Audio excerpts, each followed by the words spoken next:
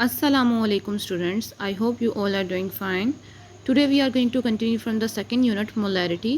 अगर हम मोलैरिटी को डिफ़ाइन करें तो ये आपके पास इसको हम इस तरह डिफ़ाइन कर सकते हैं कि 1 डेसीमीटर क्यूब ऑफ सोल्यूशन में आप कितने number of moles of solute को डिज़ोल्व करते हैं, वो आपके पास जो कंसनट्रेशन यूनिट बनेगा उसे कहा जाता है मोलैरिटी।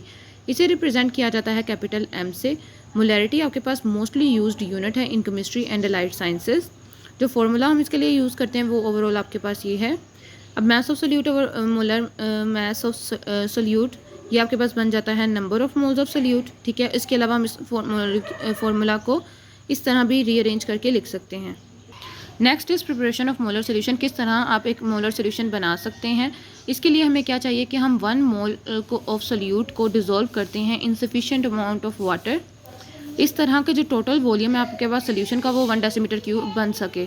एग्जांपल आपके साथ यहाँ पे शेयर की गई है सोडियम हाइड्रोक्साइड की। इसके बनाने के लिए, एक मोलर सोल्यूशन बनाने के लिए आपको 40 gram of sodium hydroxide dissolve करना पड़ेगा। इतने पानी में के टोटल वॉल्यूम आपके पास सोल्यूशन का 1 डेसीमीटर क्यूब बन जाए। ठीक है, जैसे जैसे आप सोल्यूट का अमाउंट इंक्रीज़ करते जाएंगे वैसे ही कंसनट्रेशन और मोलैरिटी भी इंक्रीज़ करती जाएगी। 2.0 मोलैरिटी की सोल्यूशन बनाने के लिए आपको double amount of solute use करना पड़ेगा, यानी कि 80 ग्राम। ठीक है, उस तरह ही आपके पास कंसनट्रेशन इंक्रीज़ करती जाएगी। ओके, नेक्स्ट आपके साथ यहाँ पे कुछ सोल्यूशन एग्जांपल्स शेयर की गई हैं जिसमें हम मोलैरिटी को सोल्व करने के लिए डिफरेंट एग्जांपल्स कर रहे हैं। Example 6.2 and example 6.3। अब आपने मोलैरिटी कैलकुलेट करनी है एक सोल्यूशन की जो कि बन रही है 28.4 ग्राम ऑफ सोडियम सल्फेट को डिज़ोल्व करने से इन 400 centimetre cube of solution. First हम लोग मास ऑफ सोल्यूट को चेंज करेंगे इनटू मोल्स। ओवरऑल आपके पास मोल्स की कैलकुलेशन आ गई है फॉर्मूला यूज़ करके। फिर हम वॉल्यूम को चेंज कर रहे हैं into decimetre cube. Centimetre cube में गिवन है, उसको डेसीमीटर क्यूब में चेंज करना है। ठीक है, जो चेंज करके वैल्यू आपके पास आ जाएगी 0.4 डेसीमीटर क्यूब। ओवरऑल मोलैरिटी का फॉर्मूला यूज़ करेंगे, नंबर ऑफ मोल्स और वॉल्यूम ऑफ सोल्यूशन को डिवाइड करके वैल्यूज पुट करके आपके पास आंसर आ जाएगा। मोलैरिटी आपके पास 0.5 मोल डेसीमीटर क्यूब। ठीक है, ये आपके पास मोलैरिटी का यूनिट है। ओके, नेक्स्ट आपसे पूछ रहे हैं कि अगर आपने सोडियम हाइड्रोक्साइड आपको कितना रिक्वायर्ड होगा अगर आपने बनानी है 500 centimetre cube of 0.4 molar solution. Molar mass आपके पास गिवन है 40 ग्राम पर मोल, वॉल्यूम गिवन है डेसीमीटर क्यूब में। ठीक है, डेसीमीटर क्यूब में कन्वर्ट कर रहे हैं हम, 0.5 डेसीमीटर क्यूब वैल्यू आ गई। मोलैरिटी का फॉर्मूला यूज़ किया, उसके अलावा हम लोग वैल्यूज पुट करके आपके पास आंसर आ जाएगा। आपको इतनी सोल्यूशन बनाने के लिए 500 सेंटीमीटर क्यूब की, और मोलैरिटी उसकी क्या है 0.4 मोलर। आपको 8 ग्राम चाहिए सोडियम हाइड्रोक्साइड का मास। Okay, next is dilution of solution. ये बस एक प्रैक्टिकल है जो हम केमिस्ट्री में भी परफॉर्म करेंगे। आप इसे वापस को रीड कर लें। डाइल्यूट मोलर सोल्यूशन प्रिपेयर की जाती है from a concentrated solution of non molarity, जिसकी आपको मोलैरिटी पता हो। ठीक है, अब ओवरऑल आपके पास ये एक प्रोसीजर शेयर किया गया है। कंसनट्रेटेड सोल्यूशन, डाइल्यूट सोल्यूशन, ये आपके पास कैलकुलेशंस हैं, ये प्रोसीजर है। सपोज करें आप प्रिपेयर करना चाहते हैं 100 सेंटीमीटर क्यूब ऑफ सोल्यूशन जिसकी मोलैरिटी है 0.01। ठीक है, और molarity from given 0.1 molar solution of potassium permanganate. अब क्या करेंगे, आप लेंगे 0.1 मोलर सोल्यूशन को प्रिपेयर करेंगे by dissolving 15.8 gram of potassium permanganate in 1 decimetre cube of solution. फिर आप उसी सोल्यूशन में से 0.01 प्रिपेयर करेंगे बाय द डिल्यूशन।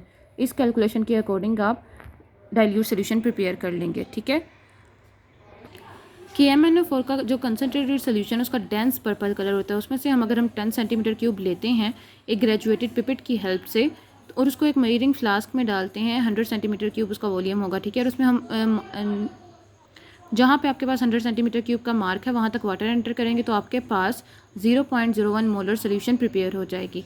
नेक्स्ट बेटा आपके पास एग्जांपल है, एग्जांपल 6.4। ओके, अब इसमें भी आपने मोलैरिटी फाइंड करनी है। 10 सेंटीमीटर क्यूब आपके पास है 0.01 मोलर KMnO4 सोल्यूशन का, जिसको डाइल्यूट किया गया है 100 सेंटीमीटर क्यूब तक।